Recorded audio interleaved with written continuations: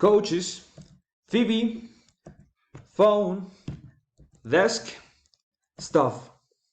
We are used to seeing these objects in our home, whether in our living room or in the kitchen.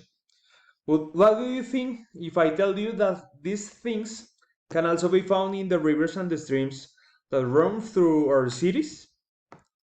Well, these were the elements found in Porto Alegre streams in Brazil in 2011 after a day of cleaning and dredging. With them, a montage was made to be presented at an international conference on urban drainage. Although in our Colombian context, we don't normally see this type of items replacing fishes, the truth is that every day we discard certain elements that also have an enormous impact on the health of rivers and lakes, and on the plants that treat the water that comes out of our homes.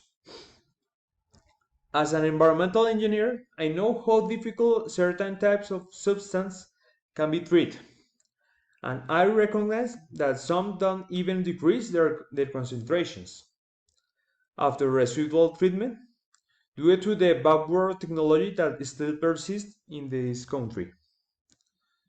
It is not a secret that water is a valuable and scarce resource, so we all have a responsibility to preserve its quality for future generations. Today, I would like to talk about five elements that people are used to throwing down to the drain, and that cause a great damage to the environment and to the treatment systems. These are the toilet paper or wet wipes, cooking oil, condoms, tampons or swabs, and hair.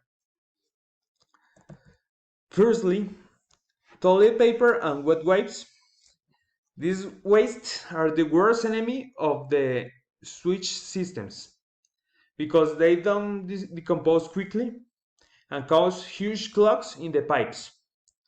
The Spanish Consumer Use Organization claims that wet wipes are neither disposable nor biodegradable, despite the fact that some of them are advised as such, causing serious economic and environmental consequences. According to this organization, only 36% of wet wipes decompose after 2 days in water. In Europe, these elements generate a cost between 500 to 1,000 million euros per year. Secondly, cooking oil. When it's poured into the sinks, causes grease balls that generate clogging. Furthermore, several studies state that a single liter of oil can contaminate up to 1,000 liters of water. So it is very difficult to treatment plants to separate it, and this pollution usually ends up directly in the environment. Thirdly, condoms also trapped inside pipes and along wastewater treatment equipment. This element should only be thrown in the trash because they are made of latex and are designed not to break. They often float up in the sewers of some cities and cause scandals such as the 2010 Commonwealth Games, where dozens of condoms were disposed in the seawards of New Delhi. You just imagine that disgusting scenario. Fourth, tampons and swabs. Not only should the tampon applicator go into the trash, but the gun as well. It might be disgusting, but after use, these items should go in the garbage. This is better than someone else having to remove it manually after a clog in the treatment plant's breath. Together with these products, the ear swabs also don't break. and accumulate for months and even years, forming a ball of grease that blocks the drains. Many brands may present these elements as organic products because they are made from organic materials. However, they cause clogging and damage to the hydraulic systems. Finally, the hair. Naturally, our hair is in a continuous process of regeneration.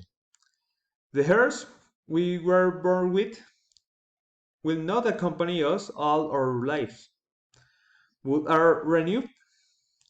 Each hair lives from 2 to 6 years until finally falls out.